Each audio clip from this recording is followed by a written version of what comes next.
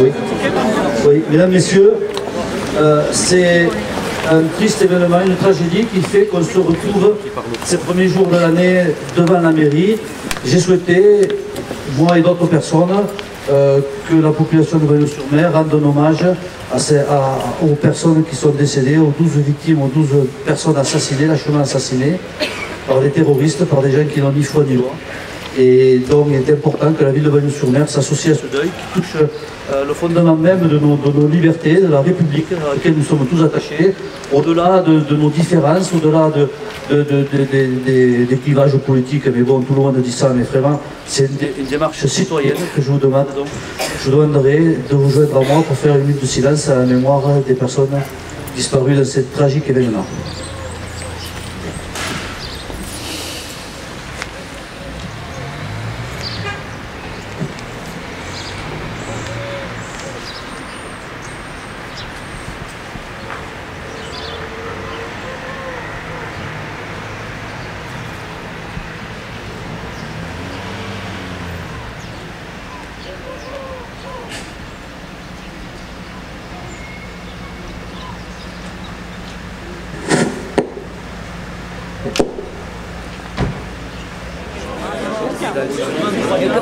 Je te le dirai après.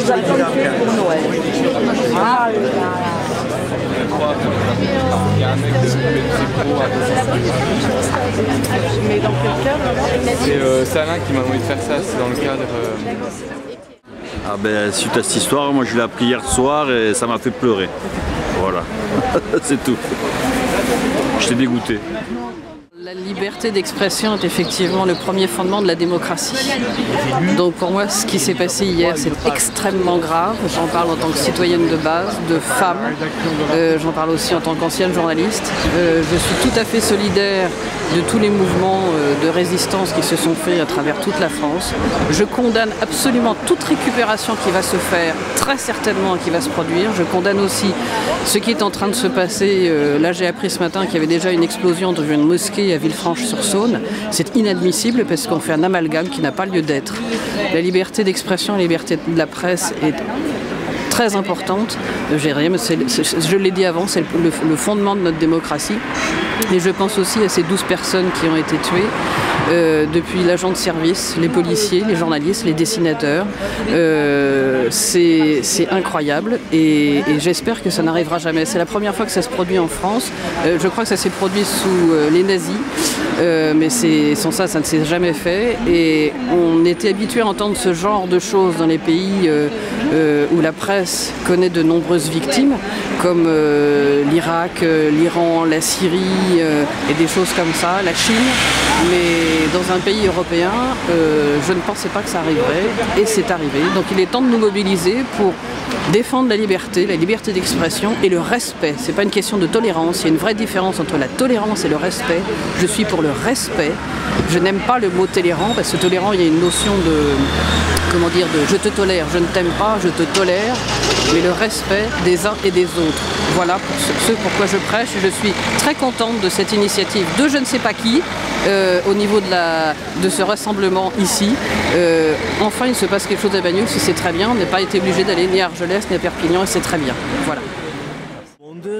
Que c'est un crime abominable et on se demande comment des gens peuvent devenir aussi fanatiques. Je sais pas, on vit dans un monde de folie, de danger, c'est pour ça que l'unité des uns et des autres dans cette circonstance, elle doit se manifester et que nous fassions tout pour que la liberté se maintienne. Attaquer la liberté, quelle qu'elle soit, de la presse ou toute autre liberté, eh bien, je considère, sans employer un grand mot, que c'est un crime. Alors voilà, je suis catastrophé comme tout le monde, je pense aux familles de ces pauvres gens qui sont morts comme ça au nom de cette liberté. Ça me dépasse. Je me demande dans quel monde on vit et on se dit parfois, qu'est-ce qui se passe? La Terre vit des moments, je ne sais plus quoi te dire, que la Terre vit des moments d'une difficulté terrible et que le fanatisme peut conduire à ces atrocités, à cette barbarie, ça me dépasse. Voilà, l'humanité est en danger. Comme chacun, je suis offusqué par ce qui s'est passé.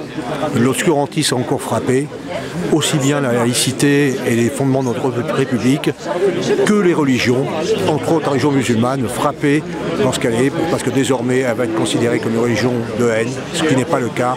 Ces gens-là sont la haine, il faut les combattre. Merci. Oui, moi je connaissais bien 3 des 4 dessinateurs qui ont été avec 12 autres, parmi les 12 personnes tuées. Un d'entre eux était un vrai ami.